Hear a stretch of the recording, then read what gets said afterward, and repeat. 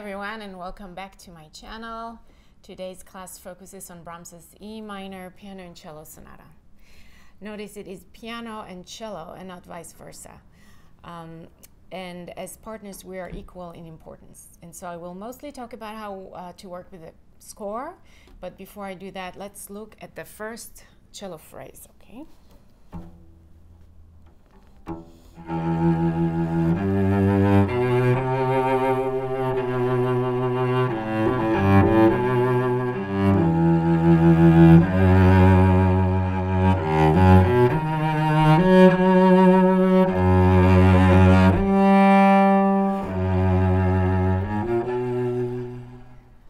So to make the string speak, I start with pressing down my finger slightly before I play the first note. This way, the string is already in motion, and it is much easier to catch it with a bow and to make it speak.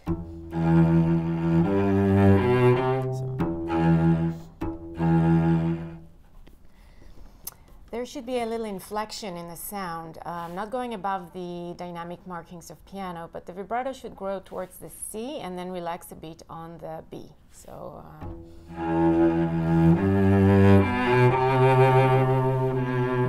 so when you play the C,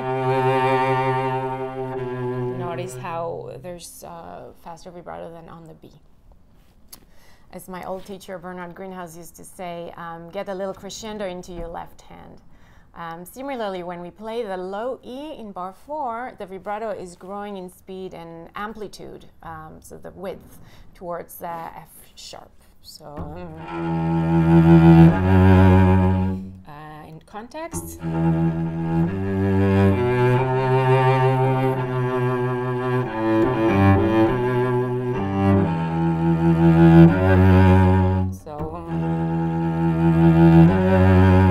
Notice how the vibrato on the E grows towards the F sharp.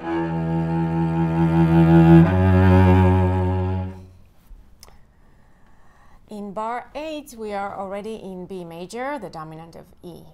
The cello starts again in bar 9 in the higher tenor voice, and you should try and create a lighter color, not as dark as in the beginning.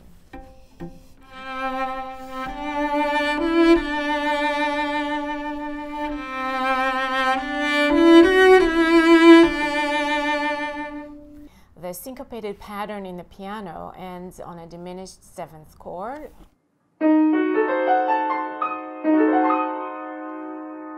In bar 17, I like to use the first finger for the A.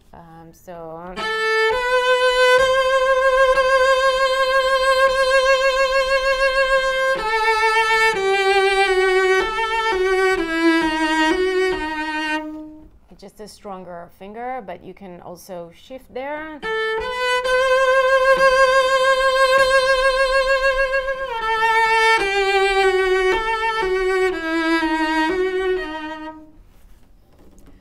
Then something has to happen on the D, a bit of a rise, an inflection again.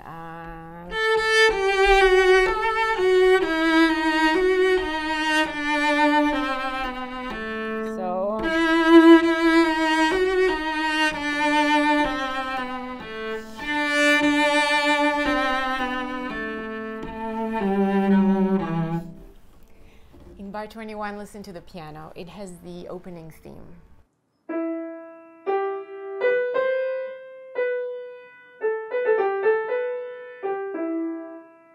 When you practice, you should use this score often. You will notice many things that you may otherwise not hear during rehearsal, since when we play, we're usually too preoccupied with producing a beautiful sound and playing in tune, etc., to notice everything that is going on in the piano. And it is about these details that I want to talk about. For example, in bar 25, we have an odd, lonely quarter on the last beat. If you look at the score, you will see that it can act as an upbeat to the piano's chord on the downbeat of bar 26, and that there are similar upbeats in the piano's left hand. Let me play.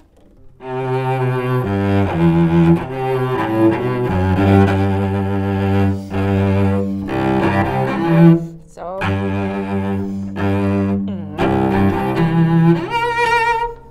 immediately after, on that at last beat of bar 27, and on the last beat of bar 28, the piano has similar upbeats.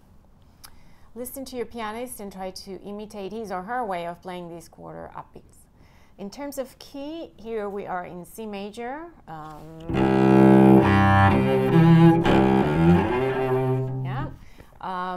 In bar 29, I lift the bow to give more ring to the high C.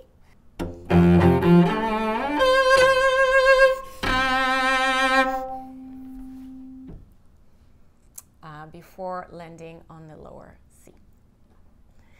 We have a transition in C major starting bar 34, and in bar 38 the cello is accompanying the piano. When we accompany the piano, we have to let them lead. Listen extra carefully to what your pianist is doing. Notice the G's in alternating octaves. Soon the piano will be playing that same pattern.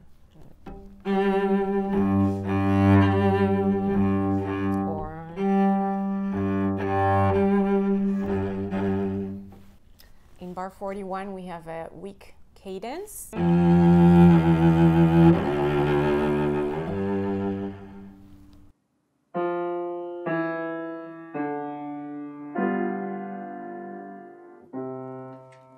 Bar 42 starts as sort of a pedal point in C, where the piano is alternating C's. And remember when the cello play that? It is interesting that in bar 42, the cello is in a low register, yet the piano's octaves are even lower. And so we are above the piano.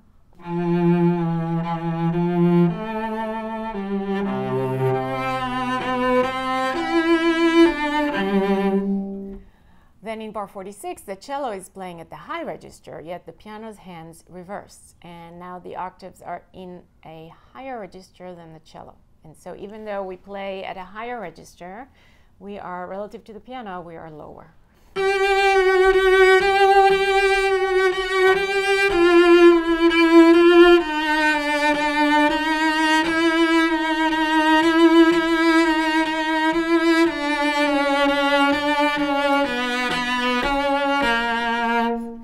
Don't forget to vibrate on the separate quarters here.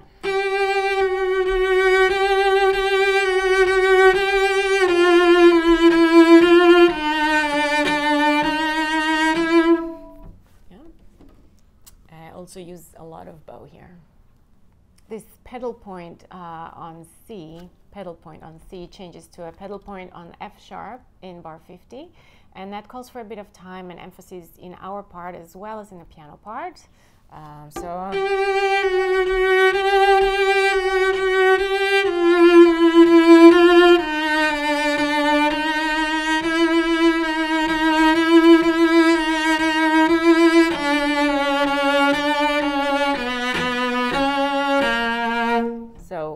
The pedal changes to F sharp here.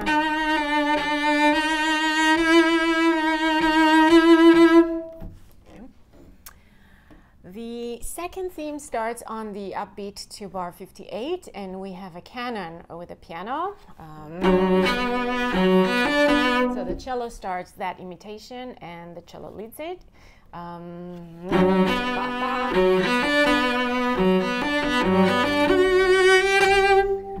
The murmuring in bars 69 and 77 should have a different color than the preceding material. Don't forget to vibrate on the C's in bars 72 and 73.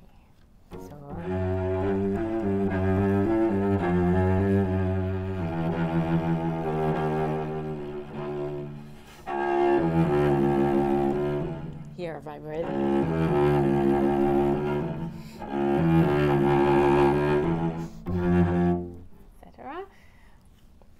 The piano starts a lullaby, a closing theme in bar 78, and you should accompany and listen before taking your turn playing that lullaby, starting on the upbeat of bar 83.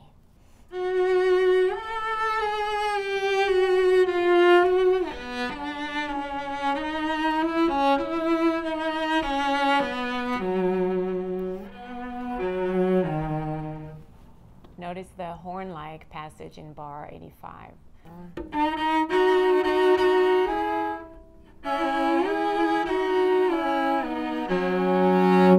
So this is both parts played pretty badly. The cello plays the lower third, not the top part. And voicing should be worked out so that you are equally heard. The development starts in G major after the double bar. Notice the piano's left hand and see that you take it from the piano when you come in with that same pattern at the end of bar 93.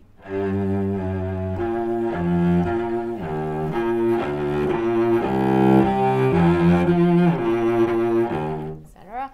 In bar 107 we see again that pedal point. This time it is the repeated D flats. Compare the second theme that comes back in 3 evolutions here in bar 126, where the cello leads the canon.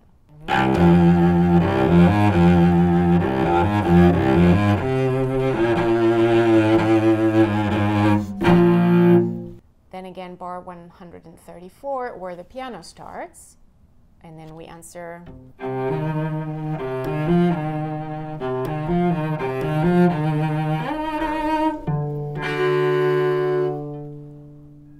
And then finally, again, on the upbeat of bar 138, the cello takes the lead.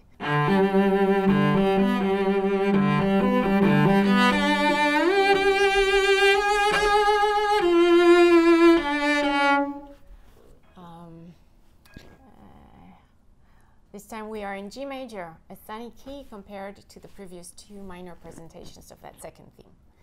Use a lot of elbow in the vibrato in bars 140 and 141 to create that rich sound at the top of the phrase.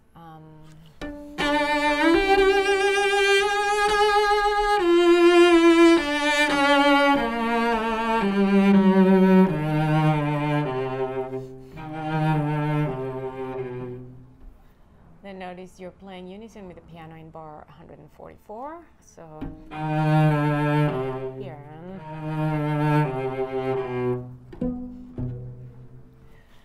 Bar 145, the piano and cello are going back and forth, and you should be aware of that and try to find a common sound with your pianist. Let's see. So, bum, bum. The recap in bar 162 is magical. Different than in the beginning, in that the piano has moving notes. Naturally, this creates a forward-moving feel, different than in the opening.